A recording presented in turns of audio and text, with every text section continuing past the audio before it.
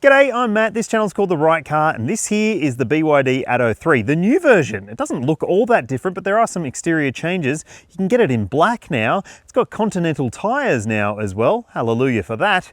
And it also gets a bigger touchscreen media system.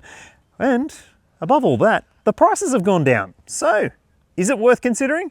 You'll find out in this review. If you've already subscribed, thanks very much. Ring the bell to keep up to date with all of my reviews and let me know if there's any cars you'd like me to review in the comments section below. And let's get to it.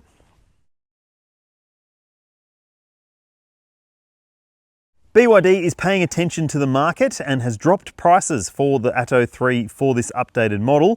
Now it starts below $45,000 before on-road costs for the standard range model. It's still $3,000 more to get the extended range version, which gets about 75 k's of extra range, but the spec is the same across both versions.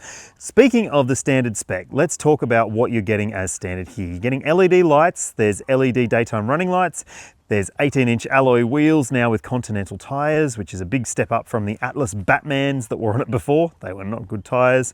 There's also keyless entry and an electric tailgate, a big panoramic sunroof, and inside you get the fake leather interior trim with a couple of different options depending on which colour of exterior you choose.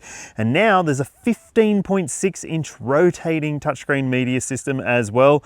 The old one was pretty big. This one's even bigger. I'm going to tell you all about the interior details that you need to know shortly, but other things that you get standard like seat heating for the front seats and electric seat adjustment too. So it isn't feeling like it's low on specification, this car, and in fact the fact that the price has come down makes it even better value than it already was. So what alternatives could you consider if you're looking at this?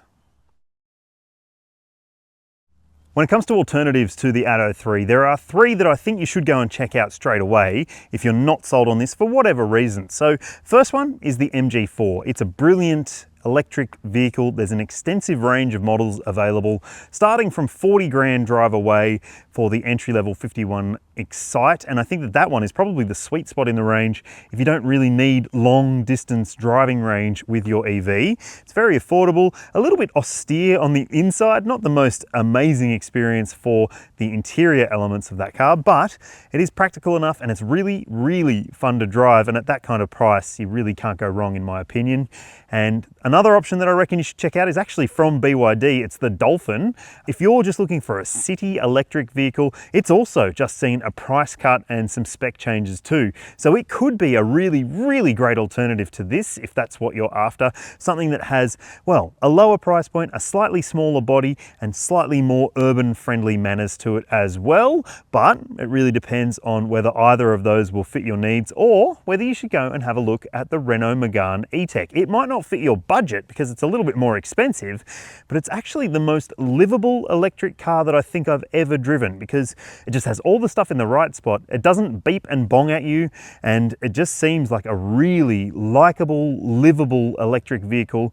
In fact, it's the one I would be buying if I had to buy an electric car right now. But tell me which one you'd pick in the comments section below. I'd love to hear your thoughts. Have I missed anything? And is 55 grand too much for that Renault? There's probably people out there who are clapping their hands with glee about the fact that you can get a black Atto 3 now. Personally, I don't like black cars. I think that they show up too many marks and too much muck. But hey, it does add something to this range, and it comes at the expense of the red and green options that were available. They are no longer available. There are 4 choices of color that you can make. There's black, there's white, there's blue, and there's gray. And depending on which exterior color you choose will determine which interior color you get. Now, there are some differences to the exterior. This one gets a black finish on this section of plastic on the back rather than gray. And also you now get BYD on the rear tailgate rather than build your dreams. So let's have a look in the boot and see whether it's a dreamy situation or not. And you can see for yourself that it's not a huge boot when the floor is set at that level, but Yes, that's a bag for your charging cable. I'll just move it out. And if you lower the boot floor, you get heaps more space, 440 litres of cargo capacity in fact, and that is a decent amount of space for a 4.4 metre SUV like this. And you also get an LED light there, still with plastic cover on it, little sections on the side there, but no shopping bag hooks, which is something that seems to be an omission from the BYD range at this point in time. Underneath the boot floor, you will find a tyre repair kit, so there's no spare available with this car, and that might rule it out for you. I totally understand if it does, but tell me what you think about the boot space in the comments below. And no, there is no frunk, so you don't get any extra storage up front either, but I still think that it's pretty good. It's probably safe to say there's going to be people who hate the interior of this car and plenty who like it as well. It is a bit quirky. It's not necessarily conventional in terms of the design in here. Just have a look at some of these lines that run across the dashboard. This material is one of the weirdest finishes that I think I've experienced in a new car. Kind of think it's like scuba diving material, but not. And you've got these very quirky looking vents with these strange looking controls, but it's lovely and tactile. I like that. And speaking of tactility, you've also got these guitar strings on the door. Yes, I am no Jimi Hendrix, but yes, you can play a tune there if you want. And also, the interior of this particular model comes with the blue and black finish with the red piping. And I know there are people who do not like the interior design of this car. That's fine, but look, I reckon that if you can gel with it, or if it's to your tastes, then you're gonna really like the experience in here, because it does have some really nice finishes and some great features, and also usability to it too. Okay, so first and foremost, let's talk about the steering wheel area. So it's a decent sized steering wheel, not too big for the car, thankfully. There is a small digital instrument cluster in front of there with a bit of information available to you through a little button section on the steering wheel. So use these buttons down here and you can adjust things there. You can see your average fuel consumption or energy consumption, your tire pressures, and a few other things as well. But it's not quite as useful as in the Sea Lion 6, where you can adjust the air conditioning and temperature through there. You still have to do that through this big screen, and it is a big screen, 15.6-inch touchscreen media system. And yes, if it matters, it does still rotate. It's a bigger screen than it was before. If you like that portrait style thing, that's great. That's good for you. But if you're using Apple CarPlay like I am, typically you will just have it in that setting because it won't work in portrait mode otherwise. I'm just going to close the sunroof because it's a bit too reflective on the screen, so you can see a little bit more of what's going on here. Yes, you do have a nice big panoramic glass roof. I like that. And look, the controls on here, yeah, you'll get used to them. It's just like in that BYD Sea Lion 6 that I drove recently. There's a lot of menus upon menus and a lot of learning in terms of what you need to learn with this screen. But yeah, I think that it is just a matter of time before you get your head around it. There are fan controls and a couple of other temperature controls through the screen. Everything's through the screen. There's no array of buttons down below. I'm going to turn it off so it's not so noisy. That's one thing you notice in electric cars. The air conditioning tends to feel like it's very loud.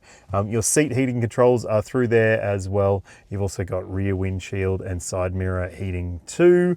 There's an air purification system as well if you need that. Beautiful air up here in the Blue Mountains today. And also you've got heaps of other settings that you can play with if you want to go and adjust things like your lane support system, which stays off on lane departure assist, but the emergency lane keeping comes on every time you restart the vehicle. You might want to turn that off if you're sensitive to it. I am. And yes, the traffic sign recognition system, you can have it on so it's just showing you information, so it doesn't beep and bong at you. So the little display there will still say what speed limit it is, but it won't actually audibly warn you about it. So that's nice. Now there's other screens here. So you've got your energy screen, which has a heap of different other screens as well. So you can smart charge as well. There's consumption readouts and so forth. And you can even see your consumption on a graph if you want. Yes, plenty of other great stuff to keep an eye on in this system, and I actually think that it's pretty easy to get your head around once you are okay with all the menus, because there are plenty of different menus on offer here. Also, yes, you've got Apple CarPlay, and it's very, very snappy to react. And I actually think that it's a very nice size of screen. It's like sitting at a laptop and just having CarPlay on it. It's kind of cool, I reckon. Everything's very quick as well, which I really like. Look, I think that it is pretty cool. You can turn off the screen if you don't want it on anymore, and just go like this to flick off things on the screen like your iPad or your phone or whatever. So yeah, pretty cool, pretty high tech, plenty of stuff there. And down below, as I said before, you've got those quirky vents. You've also got a wireless phone charger down there, which is quite quick. And you've got a couple of quick buttons down here as well. So you can just jump in and turn off the fan if you want to by using that button, or turn it back on as well. Your drive modes are there as well. So you've got normal, sport and eco. They show up on the driver info screen. And also you've got an all-weather mode there if that's what you want. So you can have it so that basically if the roads are icy, you should be able to at least have better progress than if you didn't use that mode. Like the fact that you've got a volume controller there as well. The shifter itself is a bit weirdo. There's a park button down there, and the shifter is like a T-bar one, so you push that in and change like that. And yes, it does have an exceptionally good surround view camera system as standard. Let me just show you some of the views here. So left side, right side, that's front, that's rear, that's both sides, that's clear chassis, so you can't actually see the car. There's a standard reversing or standard forward, and a 3D view as well. So yes, there are plenty of different optional views for you to play with using this camera system. It's excellent, excellent quality. So very happy with that. It's good at night too. Some surround views aren't. Now, storage, you've got a pair of cup holders down here between the seats, or key holders, as you can see.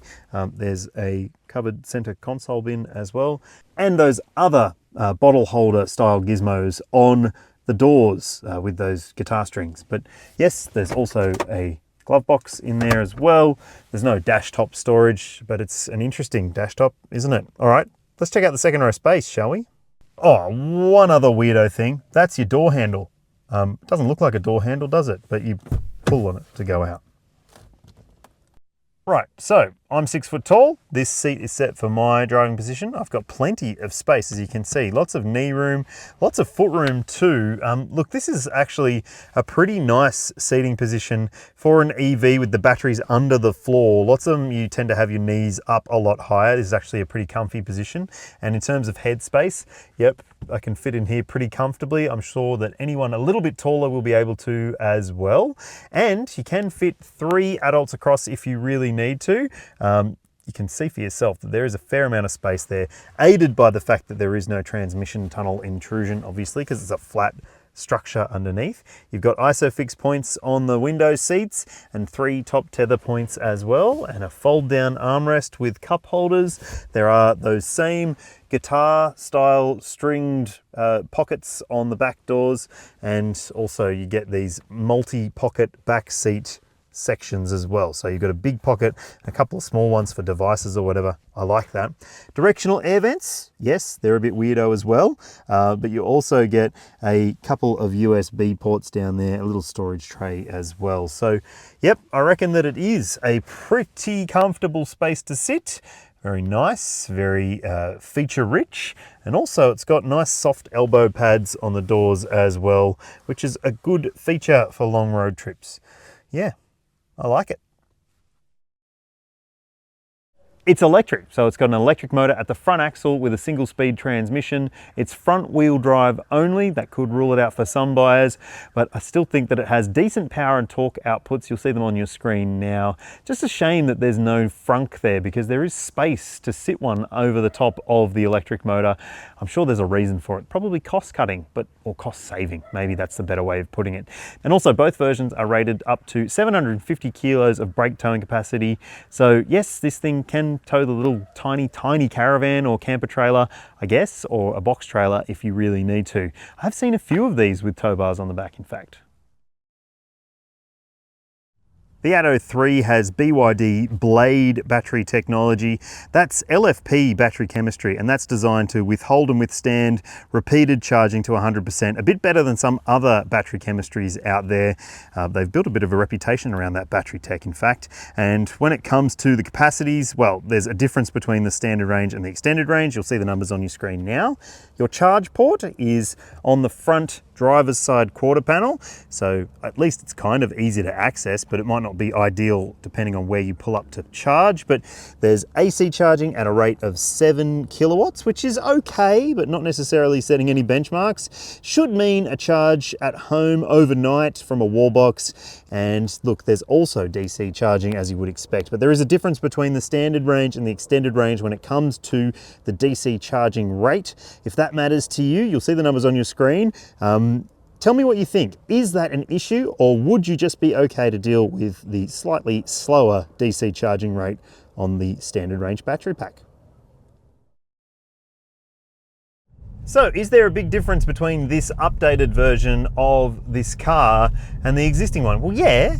The big change is the tyres, and tyres might not seem to be the thing that springs to mind in terms of changing your drive experience dramatically, but it does, because the existing ones, the Atlas Batman tyres, they were not an amazing tyre in terms of grip, in terms of the feeling of a sure-footed grip on the road.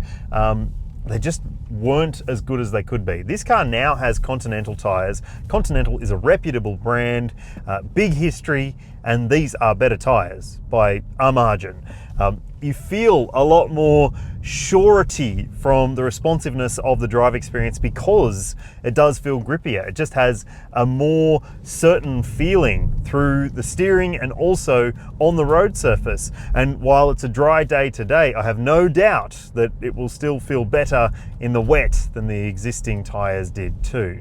Otherwise, nothing dramatic has changed at all here. There's been no changes to the suspension or to the drivetrain characteristics either. So for the most part, you could just basically watch my old review and come to the same conclusion that the tyres were bad and now they're good, and that's that. But I'll run you through it anyway. So powertrain, it's an EV, it's super smooth, it does accelerate quickly when you need it to, and it is a very, very likable thing to drive on the daily because it just has that effortlessness when it comes to pulling away from a standstill or to overtake or whatever it may be.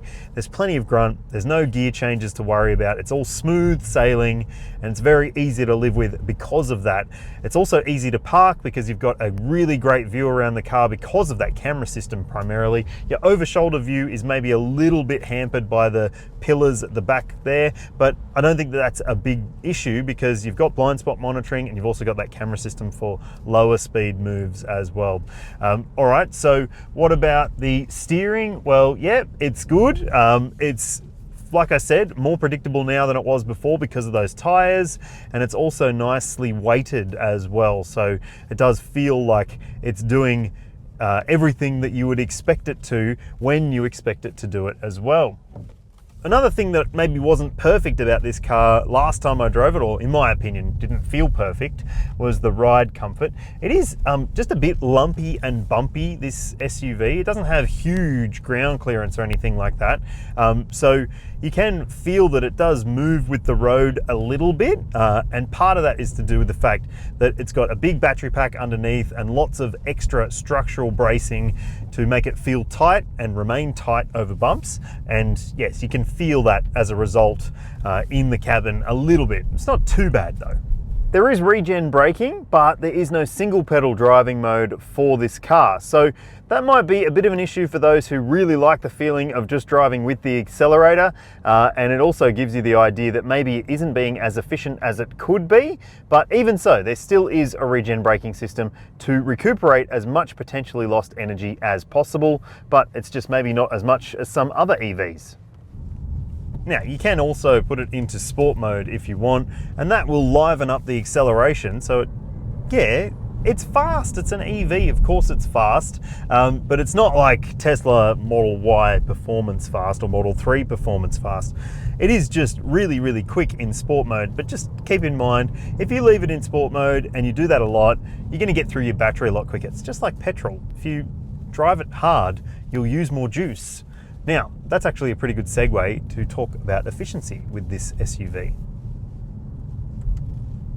On your screen, you'll see the official energy consumption for the BYD Atto 3 standard range and extended range. So that's what you can expect to achieve across a mix of driving. In reality, you're probably going to see a little bit higher in terms of the energy consumption I have during my time in this car, and you'll see what I saw on your screen now. And that's still good, but just not necessarily setting any benchmarks.